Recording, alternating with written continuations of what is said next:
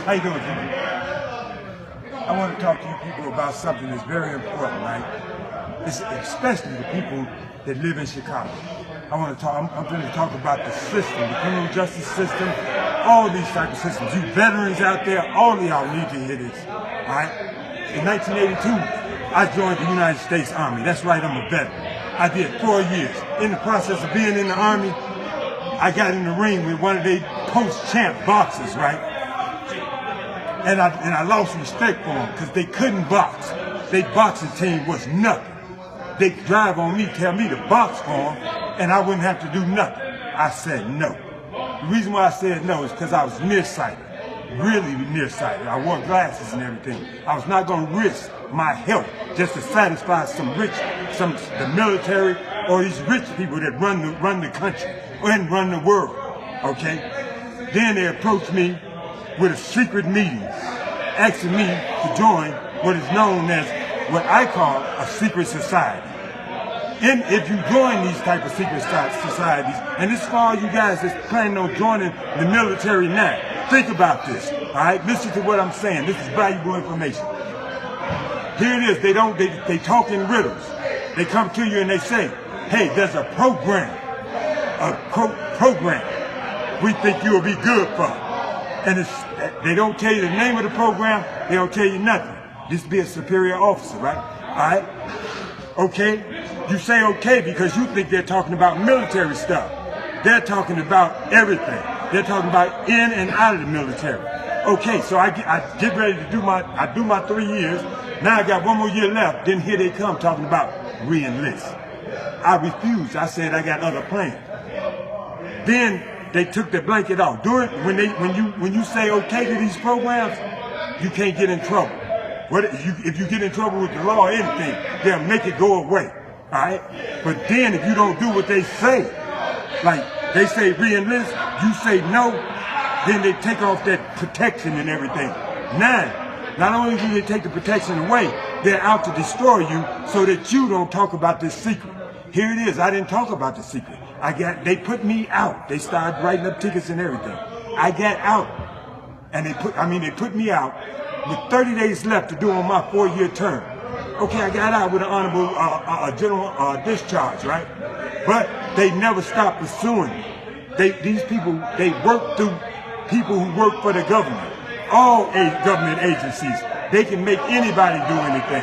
All right, so what happens is I end up, because I was exposed to this type of domination, feeling hopeless and everything, when it seemed like the whole world is against you, the police, the courts, everything, right? I started getting depressed. I ended up smoking marijuana and everything when I came back to Chicago. Somebody gave me marijuana laced with PCP. No, ain't no somebody. My own brothers gave this stuff to me without telling me that it's laced with PCP. I started going crazy. I go to the VA hospital. The VA is part of the military. Be advised, the VA is another extension of the military. So if you mess up with the with the military, you mess up with the VA. I come to them, telling them I'm on PCP, I need help. They wouldn't do nothing. They told me to come back the next day. They took blood and urine. I still didn't, after they got blood and urine, finding out there was PCP in my system, they still would not give me help. They told me to come back the next day. That's their method. Deny you treatment, waiting for you to mess up. The next day, I ended up shooting my girlfriend at her job. Yes, in Evanston Civic Center, in broad daylight. Here it is. I had no records. The news, they control the newspaper. They control the media. They control all this. You people never got the truth about that. Here it is. If you look on the internet and look at People versus Redmond, you'll see their version of what happened that day. It'll say that I shot a cop, you okay? It'll say all type of false stuff. Look up my name, Carl Redmond versus Charles Shockwell. That's when I sued the whole system, the public defenders, the police, the judge, everybody, right? Involved in the conspiracy to make me go to prison for first-degree murder. The thing was, I was not supposed to make it out of there. They knew I wasn't in a gang or anything like this. They sent me in maximum security. They gave me 35 years, unjustly. They knew this was an accident. They knew it was not intentional. They covered up all the VA records showing that that they knew that I had PCP and was trying to get help 2 days before the incident. But they still would not help me, right? They wanted me to get in trouble. That's their way of taking protection away. If I get sick or anything, they're not going to fix me. I have to figure out, go to another doctor and find proof of what's wrong with me, and then go to them and threaten to expose them before they give me treatment. Here it is right now. I'm facing homelessness. They won't give me a job or anything. When I when I filed the lawsuit, I ended up going to prison, doing my time, and fighting these people, right? Okay. In 1999, I finally realized that I could file for appeal bond. I filed for appeal bond. They were so afraid that they killed the judge. Joan Corboy. That's right, Joan Corboy. She got killed the same year. Imagine that. These people don't accept failure. She was supposed to make sure that I didn't give them no troubles in the legal system, but they didn't expect me to become a jailhouse lawyer and a law clerk for 10 years in the penitentiary. I became good at litigating. Now here it is, they're using the whole criminal justice system against me. In 2013, here it is, I charged my girlfriend with domestic. Here it is, I had an order of protection. The police would not arrest her. Then finally I went through the system. I went to internal affairs and everybody to ask, why is these police not doing their duty? Finally, after 2 months, they arrested her. She was so upset after she got out of jail that she confessed and told me the truth. She said that she said, and there's written affidavits in the court records. I sent this to the news reporters of all the main stations in Chicago, and nobody did nothing about it. The girl wrote affidavits saying that Detective Stephen Scott, who was investigating her for domestic, and his sergeant, his supervisor, Sergeant Coleman, on 111th Street Police Station, they forced her to have sex with them in exchange for not arresting her. Anita Alvarez, Emmanuel, Rahm Emanuel, Chief Police McCarthy, the governor, I sent this to everybody. And they, instead, the next day, they charged me with domestic, made it clear that her charge was going to go away. And they put me in jail for bogus domestic without, they wouldn't even let me have the discovery so I could fight myself. I'm building up to a point, because this stuff is going on right now today. You people who don't understand about secret society and the Illuminati, let me open your eyes to this stuff. Let me tell you about this stuff in words that you understand. Here it is. This is not a democracy. You're not free to be what you want to be. Here it is, I came out of the prison in 2006. I was running marathons. I'm one of those legacy finishers in the Bank of America.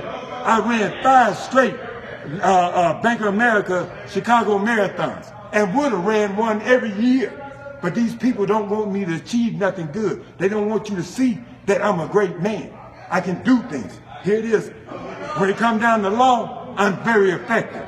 Okay? I know the criminal justice system inside and out. All right? When I do something wrong, I don't mind taking my weight. But these people don't play like that. Right now, they took my driver's license with a bogus DUI in Evergreen Park. Okay? After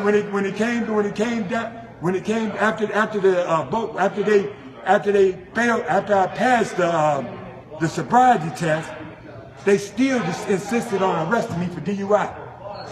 I'm gonna keep it real. They recovered when I told them that I had money to recover out of the trunk of my car. They insisted on bringing the bag instead of just taking the money. So they brought my shoulder bag in that they retrieved from the trunk of my car. This is in September of 2017. All right. After they retrieved it, right, we took it to the police station. They charged me. They found a pack of synthetic marijuana with 1.1 gram in it. Here it is. When I try to get the discovery, the police reports, for all you people that don't know about criminal cases and everything, the police report, which I have a right to under the Freedom of Information Act, they put me in jail. They put me in jail for 10 days. All right? Here it is. I got a public defender. The public defender, all these different agencies, they work for these same people. All right? These same people that I'm referring to are secret society and Illuminati. Okay? The military Wrap it up. falls under that umbrella, right? Okay, right now I go to court at this Thursday on the 19th. Here it is, they won't give me no paperwork to say that I was charged with 1.1 grams. They won't give me no paperwork about nothing. That's because they intend to write it up as me having a bunch of stuff. They won't even mention in court that I'm a veteran. They won't say nothing good about me, right? Now here it is, I'm charged with 1 gram.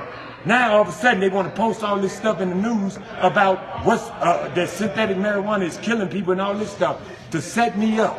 Like I say, the VA, I'm in programs with them.